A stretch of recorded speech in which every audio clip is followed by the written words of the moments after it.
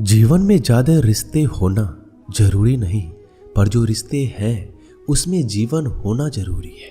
जिंदगी की हर सुबह कुछ शर्तें लेकर आती है और हर शाम कुछ तजुर्बे देकर जाती है।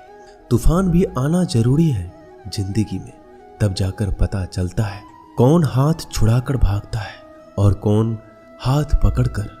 सोच का ही फर्क होता है, वरना समस्याएं आपको कमजोर नहीं बल्कि मजबूत बनाने आती है।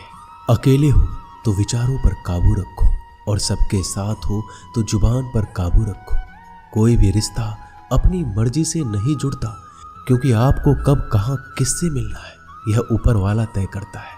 मान और सम्मान की लड़ाई में कभी अकेले रहना हो तो रह लेना, लेकिन किसी के सामने खुद को टूटने मत देना, क्योंकि जब खुद का सम्मान करोगे तभी दूसरों से सम्मान पाओगे। दिल साफ और मकसद सही हो तो यकीन रखो किसी न किसी रूप में ईश्वर आपकी मदद करते हैं। कभी भी किसी पे आंख बंद करके भरोसा ना करें, क्योंकि दुनिया इतनी भी अच्छी नहीं है कि आपके भरोसे को कायम रख सके। खत्म तो सब धीरे धीरे होता है, बस पता अचानक लगता है। मुश्किल वक्त दुनिया का सबसे बड़ा जादूगर है, क्योंकि वह एक पल में आपके चाहने वालों के चेहरे से नकाब हटा देता है। गलती जीवन का एक पन्ना है, लेकिन रिश्ता पूरी किताब है। जरूरत पड़ने पर गलती का एक पन्ना फाड़ देना, लेकिन एक पन्ने के लिए पूरी किताब को मत खोना। किरण चाहे सूर्य की हो या फिर आशा की, जीवन के सभी अंधकार मिटा देती है। सब्र और सच्चाई एक ऐसी सवारी है जो कभी अपने सवार को गिरने नहीं देती, ना किसी के कदमों में ना किसी के नजरों में। अकेले चलना और आगे बढ़ते रहना आसान नहीं होता, लेकिन अगर हार ना मानी जाए, अपने आप को धोखा ना दिया जाए, तो आखिर में एक बेहतरीन कामयाबी हासिल होकर ही रहती है। अकेले चलना बहुत मुश्किल होता है, बहुत ही ज्यादा मुश्किल, लेकिन अकेले उठाया हुआ हर एक कदम तुम्हारे इरादों को मजबूत बनाता है, तुम्हारे व्यक्तित्व को निखारता है। श्री कृष्ण कहते हैं, हर वो इंसान जो अपनी लड़ाई अकेले लड़ रहा है, अपना रास्ता अकेले तय कर रहा है, लोगों की कड़वी और चुभती हुई बातों को अकेले सह रहा है, बस अपने रास्ते पर चलते रहो और आगे बढ़ते रहो। मैं तुम्हारा साथ अवश्य दूंगा। जिंदगी कमाई दौलत से नहीं मापी जाती, अंतिम यात्रा की भीड़ बताती है कि कमाई कैसी थी। सत्य केवल उनके लिए कड़वा होता है जो लोग झूठ में रहने के आदी हो चुके हैं। जिंदगी में जीतने के लिए जिद होनी चाहिए, हारने के लिए तो एक डर ही काफी है। भरोसा रखिए, जब हम किसी का अच्छा कर रहे होते हैं तो हमारे लिए भी कुछ अच्छा हो रहा होता है। सही फैसला लेना काबिलियत नहीं है, फैसला लेकर उसे सही साबित करना काबिलियत है। जैसे उबलते पानी में परछाई कभी नहीं दिखती, ठीक उसी प्रकार परेशान मन में भी समाधान नहीं दिखते। शांत होकर देखिए, सभी समस्याओं का हल मिल जाएगा। संसार में कोई भी मनुष्य सर्वगुण संपन्न नहीं होता, इसलिए कुछ कमियों को नजरअंदाज कर रिश्ते बनाए रखिए। जब किसी को किसी से रिश्ता खत्म करना होता है तो सबसे पहले वो अपनी जुबान की मिठास खत्म कर देता है। आंखों में नींद बहुत है पर सोना नहीं है, यही समय है कुछ करने का, इसे खोना नहीं है। श्री कृष्ण कहते हैं, ना किसी के अभाव में जियो, ना किसी के प्रभाव में जियो। यह जिंदगी है आपकी, अपने स्वभाव में जियो। रिश्ते को इस तरह से बचा लिया करो, कभी मान जाया करो, कभी मना लिया करो। मौन रहना एक साधना है और सोच समझकर बोलना एक कला। जो व्यक्ति स्पष्ट, साफ और सीधी बात बोलता है, उसकी वाणी तीव्र एवं कठोर जरूर होती है, लेकिन ऐसा व्यक्ति कभी किसी को धोखा नहीं देता। जो प्राप्त है वही पर्याप्त है। इन दो शब्दों में सुख बेहिसाब है। कर्म बहुत ध्यान से कीजिए, क्योंकि ना तो किसी की दुआ खाली जाती है, ना किसी की बद्दुआ। कभी याद रखना कि अगर ये दुनिया भेड़ियों का एक जंगल है तो तुम उन भेड़ियों के राजा हो। कहते हैं कि शिकार की तलाश में निकला भेड़िया उन भेड़ियों से ज्यादा भूखा होता है जिन्होंने अपने शिकार को पा लिया हो। तो तुम्हें बस इसी भेड़िए की तरह बनना है जो अपने शिकार की तलाश में भूखा हो। उसका दिमाग तेजी से काम कर रहा हो कि भूख कैसे मिटाया जाए, और ये भूख है कामयाबी की, दूसरों से कुछ अलग कर दिखाने की भूख, लोगों की निंदा से परेशान होकर रास्ता ना बदलना, क्योंकि सफलता शर्म से नहीं साहस से मिलती है। जीवन में आपको रोकने टोकने वाला कोई है तो उसका एहसान मानिए, क्योंकि जिन बागों में माली नहीं होते वह बाग जल्दी उजड़ जाते हैं। जो लोग मन में उतरते हैं उन्हें संभाल कर रखिए, जो लोग मन से उतरते हैं उनसे संभल कर रहिए। बुद्धिमान लोग कभी इतिहास नहीं रचते, वो तो सिर्फ इतिहास को पढ़ते हैं। इतिहास तो पागल लोग रचते हैं जिन पर दुनिया हंसती है।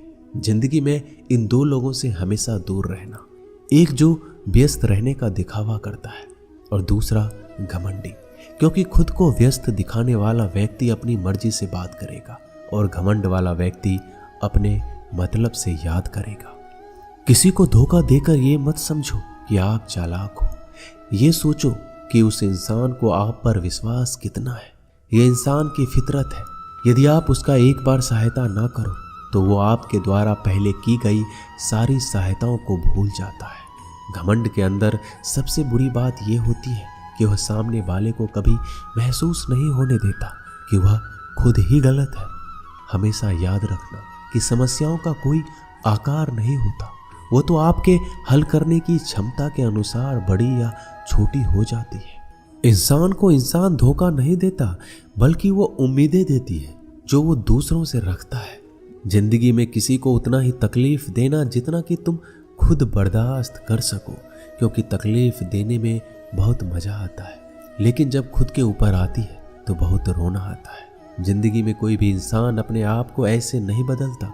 जिंदगी में कुछ ऐसे हादसे हो जाते हैं जो उस इंसान को बदलने पर मजबूर कर देते हैं। किसी के सामने गिड़गिड़ाने से ना तो इज्जत मिलती है और ना ही मोहब्बत। इसलिए अपने स्वाभिमान को हमेशा बनाए रखना। यदि आप में काबिलियत होगी तो वह खुद चलकर आपके सामने आएगा। नाराज मत होना कभी ये सोचकर कि काम मेरा और नाम किसी का हो रहा है।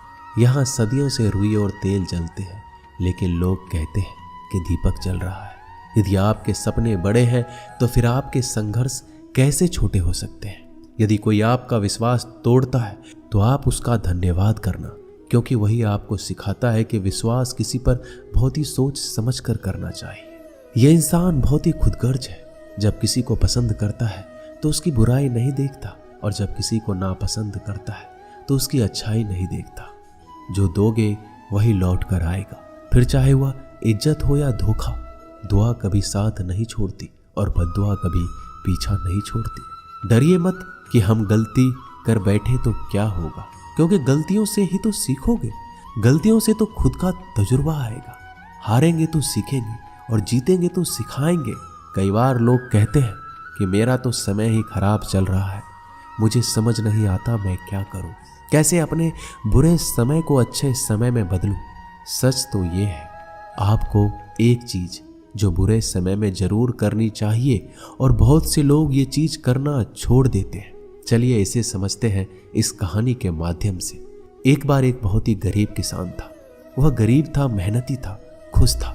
वह रोज सुबह उठकर भगवान से केवल 10 मिनट मंदिर में जाकर भगवान के आगे हाथ जोड़कर प्रार्थना करता था। उस किसान की पत्नी भी हर रोज किसान के साथ मंदिर जाती। प्रार्थना करके वो सारा दिन अपने खेतों में काम करता। उसका जीवन बहुत ही अच्छा चल रहा था। अपनी मेहनत की कमाई से वो कुछ ज़्यादा नहीं कमा पाता था, लेकिन फिर भी जितना कमाता था उसमें से कुछ पैसे लोगों की भलाई में लगा देता था। एक बार उनके गांव में एक बीमारी फैल गई। किसान का इकलौता लड़का बहुत बीमार हो गया। किसान के गांव में इस बीमारी के इलाज के लिए कोई अच्छा डॉक्टर नहीं था। पास के शहर में उस लड़के को ले जाया गया। शहर के इस अस्पताल का इलाज बहुत ही महंगा था। उस बेचारे किसान के लिए अस्पताल की, डॉक्टर की फीस, दवाइयों का खर्चा आदि दे पाना बहुत मुश्किल था। किसान दिन प्रतिदिन हिम्मत हारता जा रहा था। एक दिन अस्पताल में बैठे बैठे वो इतना हताश हो गया कि वह जोर जोर से रोने लगा और कहने लगा, पता नहीं किस चीज का बदला ले रहे हैं भगवान। कभी वो खुद को कोसता तो कभी परमात्मा को। पर किसान की बीवी को अटूट विश्वास था परमात्मा पर। परमात्मा उनको इस मुसीबत की घड़ी में मदद करने जरूर आएंगे। पर किसान को आशा की कोई किरण नजर नहीं आ रही थी। अस्पताल की कुछ ही दूरी पर एक मंदिर था। किसान की पत्नी उस मंदिर में हर रोज प्रार्थना करने जाती।